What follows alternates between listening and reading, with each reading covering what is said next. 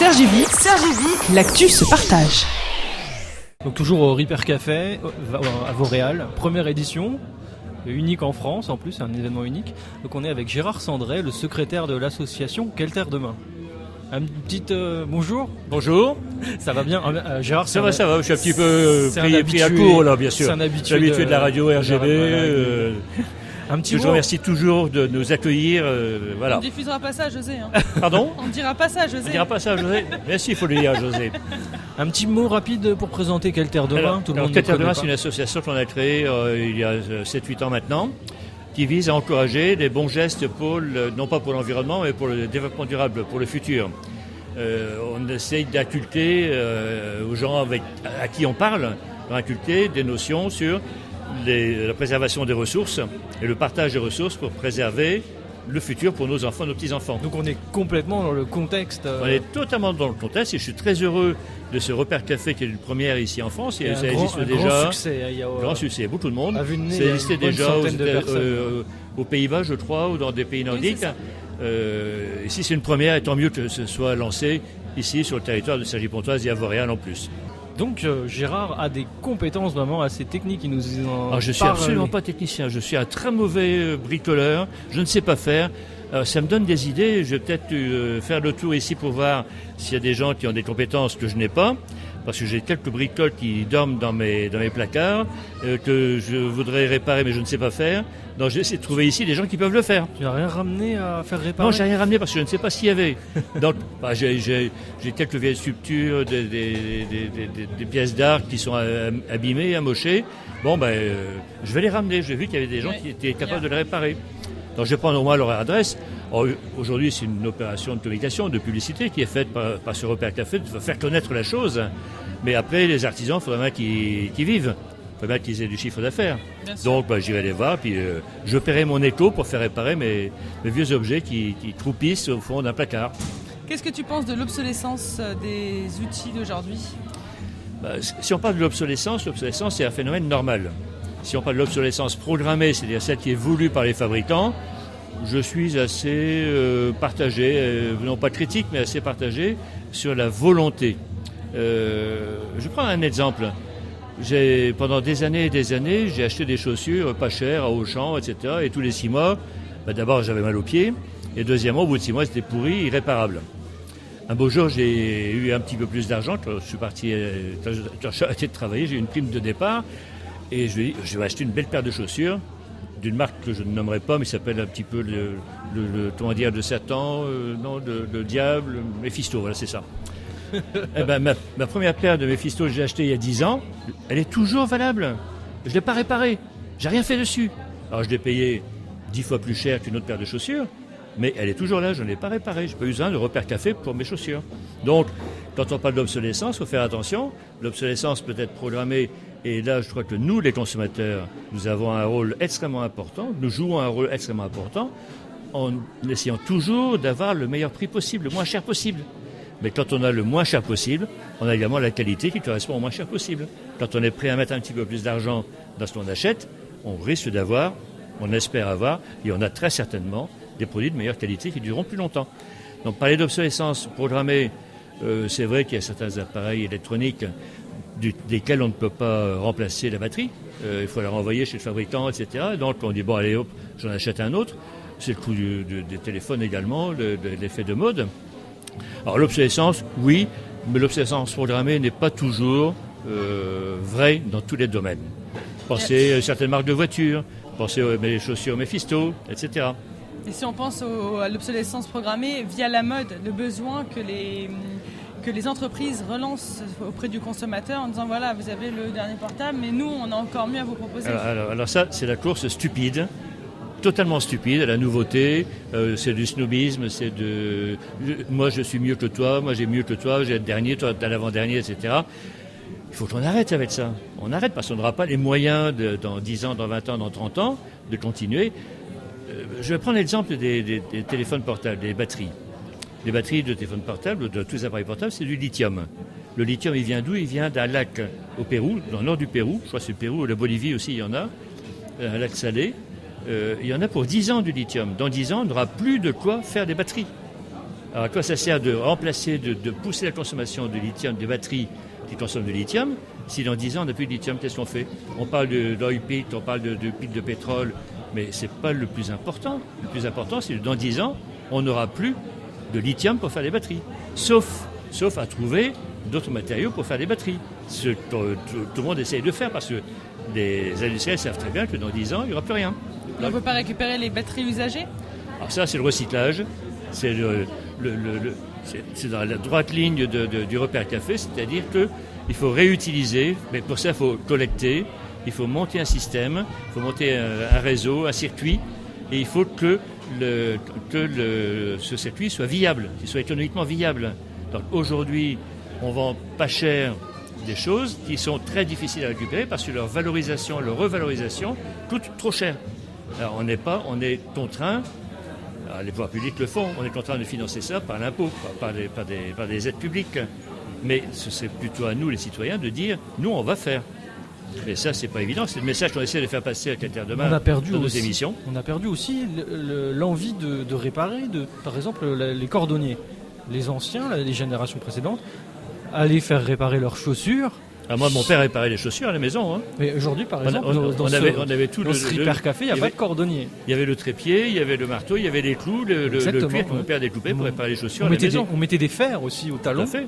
Pour pas user le ça, cuir. c'est une habitude qui s'est perdue. Et la paire de chaussures dont je terré la marque, je peux pas les réparer. Maintenant, on fait aussi des chaussures qui se jettent. Moi, les miennes que j'ai achetées très cher il y a 10 ans, que je mets tous les jours encore, elles ne sont pas réparables. C'est pas possible. Ah bon? Parce que c'est des pièces moulées avec un matériau. On ne peut pas changer les talons, par exemple. On ne peut pas changer les talons, on ne peut rien faire. On ne peut pas changer la semelle. Mais ça dure 10 ans. Donc, entre une paire de chaussures en cuir faites à l'ancienne manière par des... Qui durait 50 ans. Non. Celles qui sont fabriquées aujourd'hui dans les pays du sud-est asiatique par des enfants qui sont payés 1 euro par jour, ces chaussures-là, elles ne durent pas longtemps. Hein. Et si on veut les réparer, ça coûte beaucoup plus cher la réparation que la paire de chaussures. Donc les gens n'ont pas intérêt, économiquement, n'ont pas intérêt du tout à faire réparer. Et sur le territoire de Cergy-Pontoise, je crois qu'il reste 2 cordonniers. Oui, c'est incroyable. C'est une il y en a un à profession. Pontoise et un à Cergy, c'est tout. Il faudrait vérifier, mais combien y a-t-il encore de cordonniers sur le territoire ? Avant cet entretien, hors micro, tu évoquais deux marques de voitures, donc une du constructeur français là, qui a lancé sa phase low cost, sa gamme low cost, et puis un grand constructeur allemand. Et tu disais que c'était à peu près la même chose que pour tes chaussures, c'est ça. Mais par exemple, le modèle low cost qui est fait avec des pièces de voitures qui sont déjà rentabilisées, qui existent déjà sur les autres modèles. Donc ça, ces voitures-là, elles ont une durée de vie moindre, elles sont de moins bonne qualité. Non, elles n'ont pas une durée de vie moindre. C'est pas ce que je voulais dire. Ce sont des voitures qui ont une qualité de produit qui est acceptable. Autrement, elles ne passeraient pas sur le marché. Oui. Il y a des normes à respecter, il y a des règlements à respecter, sécurité, etc. Donc elles sont acceptables. Là, j'ai une autre marque de voiture. La qualité de la peinture, ça n'a rien à voir du tout. Quand on regarde une voiture low cost et quand on regarde une voiture haut de gamme, moi je peux passer au travers d'un champ où il y a des arbustes, etc. Il n'y a pas de griffe sur ma voiture. La peinture est d'excellente qualité. Alors qu'une voiture low cost, la peinture n'a pas la même qualité. Donc elle se dégradera plus vite. C'est normal, c'est moins cher. Donc, mais on en a pour son argent. Et en termes de pollution, par exemple, en termes de pollution, ça pollue. Là aussi, il y a des règles. Des règles très strictes. Les rejets de gaz carbonique, les rejets de pollution sont réglementés maintenant. Donc tout le monde est obligé de les respecter. Par contre, les règles minimales en termes de sécurité, les voitures low cost, elles sont minimales. C'est-à-dire qu'ils respectent la réglementation minimale. Donc on est moins protégé à bord de ces véhicules. On respecte la loi. Bien sûr. Et la loi, est-ce qu'elle est suffisamment contraignante aujourd'hui? Au fur et à mesure que les problèmes arrivent, qu'on constate des problèmes, la loi se durcit, ou les règlements se durcissent de plus en plus. Donc il y a une amélioration permanente, ce qui fait que pour être meilleur, il faut toujours faire plus et toujours faire mieux. Alors, toujours dans cette idée sur les voitures, là, dont low cost, je vais citer le nom parce que sinon on va pas s'en sortir. La Logan, par exemple, la première voiture low cost qui est arrivée en France, on m'a dit une fois que c'était aussi une voiture qu'on pouvait bricoler, parce qu'elle était plus simple, il y avait moins d'électronique à bord. C'est vrai ça? Alors ça, c'est tout à fait vrai. Donc c'est un retour finalement en arrière quand on bricolait ces voitures. C'est pas un retour en arrière, c'est que le fait que ce soit des voitures plus simples On peut y bricoler, mais il faut avoir les outils spéciaux qui vont avec, parce que c'est pas avec le tournevis lambda qu'on va y arriver. Il y a des tournevis spécifiques qu'il faut pour démonter une culasse de ce voiture-là. On ne peut pas le faire comme on faisait avant avec une clé de 13. Ça marche plus, ça. Moi, j'ai démonté des moteurs pendant très longtemps. Maintenant, quand je monte la peau, je referme immédiatement parce que je peux rien faire là-dedans. C'est fini. J'ai pas les outils, j'ai pas la mallette, je ne sais plus faire ça. Bon, par contre, démonter un moteur de R8 d'Ordini, ça j'en ai démonté quelques-uns dans mon jeune temps. Ou des 203 Peugeot, j'en ai fait quelques-uns aussi. Maintenant c'est fini, ça on ne peut plus faire. Pour deux raisons. Un, c'est que le moteur, lui, est réglé électroniquement et de l'électronique partout. Et deuxièmement, il faut des outils spécifiques pour y intervenir. Donc le repère café automobile, ça c'est pas prêt de fonctionner, sauf pour les modèles très anciens, des véhicules d'époque. Qui polluent pour le coup. Qui ont des avantages et évidemment des inconvénients. Donc c'est tout cet entretien qu'on vient d'avoir, c'est des débats que vous avez aussi au sein de l'association Quelle Terre Demain? Alors c'est le genre de choses qu'on essaie de faire passer lors de nos émissions, les émissions mensuelles qu'on a sur RGB, le dernier mercredi du mois de 19h à 20h, rediffusé le vendredi suivant. Et les chroniques qu'on tient toutes les semaines, on essaie de faire passer ce genre de message en prenant des exemples, des exemples ponctuels et des émissions. Alors ça, c'est des chroniques, pardon. Par contre, les émissions, on prend un thème. Le dernier thème, c'était la semaine des ponts durables qui est en cours actuellement. Et le prochain thème, ce sera contre l'étalement urbain. Ce sera l'émission de la fin du mois d'avril. On va inviter un écrivain un auteur qui a écrit un bouquin sur le sujet, dont j'ai plus le nom en tête, là, j'ai été pris de court là. Et donc on va parler ça s'appelle le Stop au bitume ou un nom comme ça. Et on va parler donc de l'étalement urbain et pourquoi il faut arrêter l'étalement urbain, pourquoi il faut densifier la ville, arrêter de supprimer les terres agricoles pour les remplacer par des supermarchés ou des choses comme ça. Tous les 7 ans, il y a 1/100 du territoire français qui disparaît. 1/100 du territoire français de terres agricoles qui disparaît tous les 7 ans. Un département tous les 7 ans. Là, sur le Val d'Oise, on a le triangle de Gonesse qui va peut-être disparaître. J'espère qu'il ne disparaîtra pas en tant que le triangle de Gonesse. Il restera triangle de Gonesse, terre agricole, bien sûr. Et on se bat également beaucoup dans les diverses commissions auxquelles l'association Quelle Terre Demain participe pour parler de l'agriculture de proximité, des circuits alimentaires. J'étais ce matin en rendez-vous avec des autorités locales pour parler justement de comment développer la consommation locale, de production locale. La plaine des Maraîchers à Cergy, que je connais bien, j'habite juste à côté. 95% de sa production n'est pas consommée par les habitants de Cergy.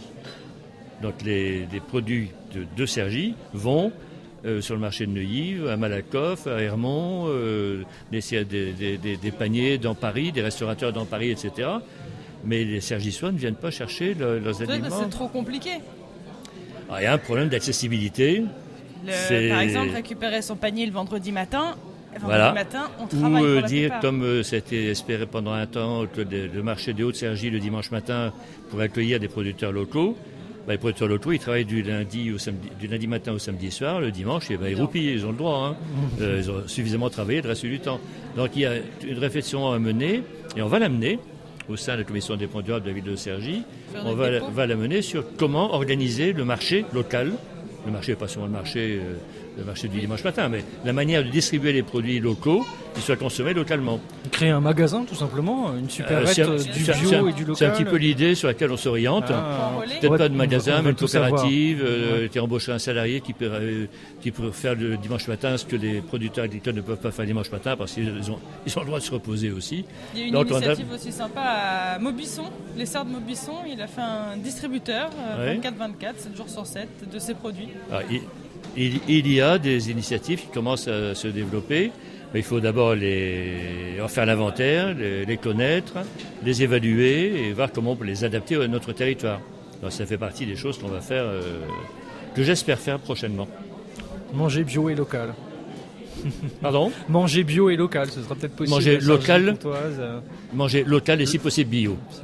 D'abord local et si possible bio. C'est plus important parce que manger du bio qui vient d'Allemagne du Nord, comme les carottes bio qu'on vend à Auchan, Elles viennent d'Allemagne du Nord, elles sont bio quand elles partent de l'Allemagne du Nord. Quand elles arrivent, elles sont plus bio du tout. Hein. Elles ont consommé un peu de pétrole pour venir. Donc c'est d'abord local et si possible bio. Voilà, mon raisonnement est dans ce sens-là. À bientôt Gérard, et on invite les internautes qui nous écoutent à aller voir, jeter un coup d'œil sur le site de l'association Quelle Terre Demain, le blog. Overblog, quelle terre demain, point, je ne sais plus quoi derrière. Enfin bon, on tient Quelle Terre Demain, puis ça marche. Si on n'a pas de bon moteur de recherche, ça fonctionne. Serge et Vie, l'actu se partage.